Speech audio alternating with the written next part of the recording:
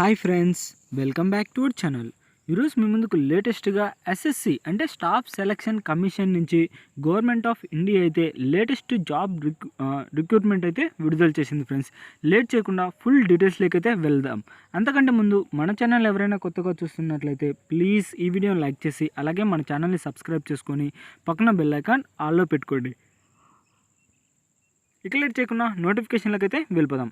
మనకి నోటిఫికేషన్ వచ్చేసరికి ఎస్ఎస్సి అంటే స్టాఫ్ సెలక్షన్ కమిషన్ నుంచి గవర్నమెంట్ ఆఫ్ ఇండియా అయితే విడుదల చేసిందనమాట. ఇంకా ఫుల్ డీటెయిల్స్లోకి అంటే అప్లికేషన్ ఫాము అలాగే జాబ్ యొక్క డీటెయిల్స్ అన్నీ తెలుసుకుందాం. ఇది వచ్చేసరికి మనకు ఇంటర్మీడియట్ మీద అయితే విడుదల చేశారనమాట ఈ నోటిఫికేషన్. ఇంకపోతే డ్యూటీస్ అండ్ రెస్పాన్సిబిలిటీస్ అన్నీ అయితే తెలుసుకుందాం. First of all duties and responsibilities అయితే తెలుసుకుందాం.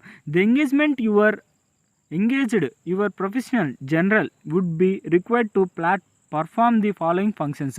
అంటే మీకు ఈ పాయింట్స్లలో ఏవి తెలిసినా మీరైతే అప్లై చేసుకోవచ్చు అనమాట. ఏది handling of official communications preferable in English లేదా హిందీ. అంటే మీకు ఇంగ్లీష్ కానీ హిందీ కానీ ఏదో ఒక లాంగ్వేజ్ అయితే తెలిసి ఉండాలి. దాంతోపాటు ఎంఎస్ ఆఫీస్ లేదా అంటే ఎంఎస్ ఆఫీస్లో ఎంఎస్ వర్డ్ కానీ ఎంఎస్ ఎక్సెల్ కానీ ఎంఎస్ పవర్ పాయింట్ కానీ ఈ మూడిట్లలో ఏవైనా తెలిసి ఉండాలన్నమాట. దాంతోపాటు సెక్యూరిటీ ఆఫ్ డాక్యుమెంట్స్ అంటే డాక్యుమెంట్స్ భద్రంగా పెడిచే అయితే తెలిసి ఉండాలి. ది మెయింటైన్ రికార్డ్స్ అంటే ఎప్పటికప్పుడు మీ యొక్క రికార్డ్స్ అయితే మెయింటైన్ చేయాలన్నమాట. అలాగే మీరు maintain close to coordinate with senior officers అంటే మీ యొక్క సీనియర్ ఆఫీసర్ని క్లోజ్గా అబ్జర్వ్ చేస్తూ ఉండాలన్నమాట. దాంతోపాటు any other work assigned to them officers from time to time అంటే ఏదైనా మీకు వర్క్ చెప్పిందనుకో ఆ వర్క్నైతే మీరు వెంటనే అయితే చేయాలి. ఇంకా పీరియడ్ ఆఫ్ ఎంగేజ్మెంట్ వచ్చేసరికి అంటే మీకు కాంట్రాక్ట్ బేసిక్ జాబ్ నోటిఫికేషన్స్ ఇచ్చేసరికి 1 year అయితే మనకు కాంట్రాక్ట్ బేసిక్స్ అయితే ఉంటుందన్నమాట. ఇంకా education qualifications experience age remuneration ఈ డీటెయిల్స్ అయితే తెలుసుకుందాం. First of all education qualifications వచ్చేసరికి graduate degree in any discipline from the recognised college university by either state of central government of India.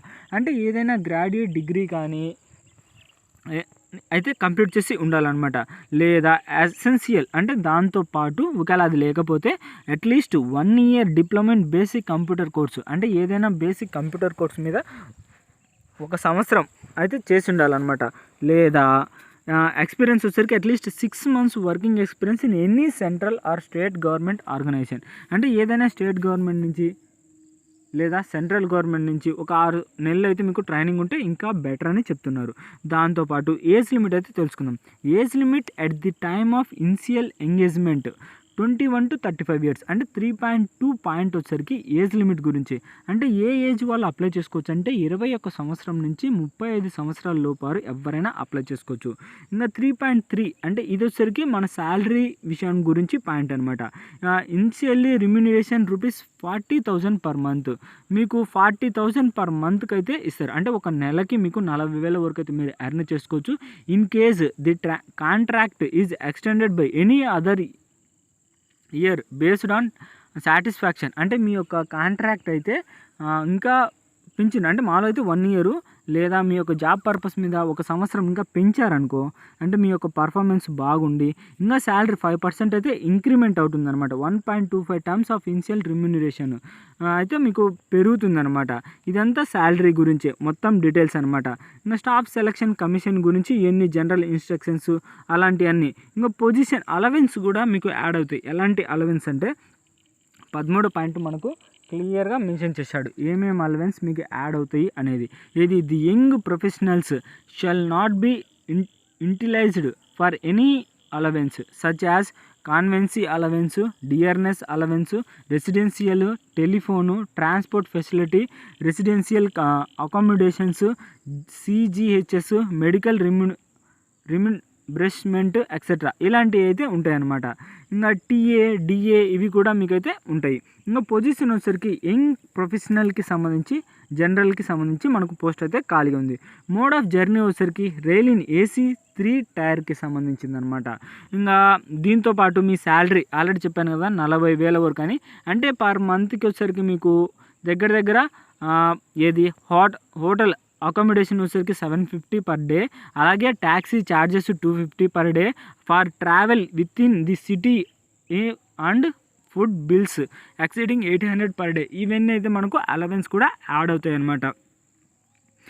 దాంతోపాటు leaves కూడా మనకైతే ఉన్నాయన్నమాట. మన గవర్నమెంట్ పోస్ట్ కాబట్టి లీవ్స్ కూడా మీకైతే శాంక్షన్ చేస్తారు. ఇది గైస్ మొత్తం నోటిఫికేషన్కి సంబంధించి. ఇంకా అప్లికేషన్ ఫామ్ కూడా తెలుసుకుందాం మనం. అంటే అప్లికేషన్ ఫామ్ ఎలా ఫిలప్ చేయాలి దాని గురించి కూడా.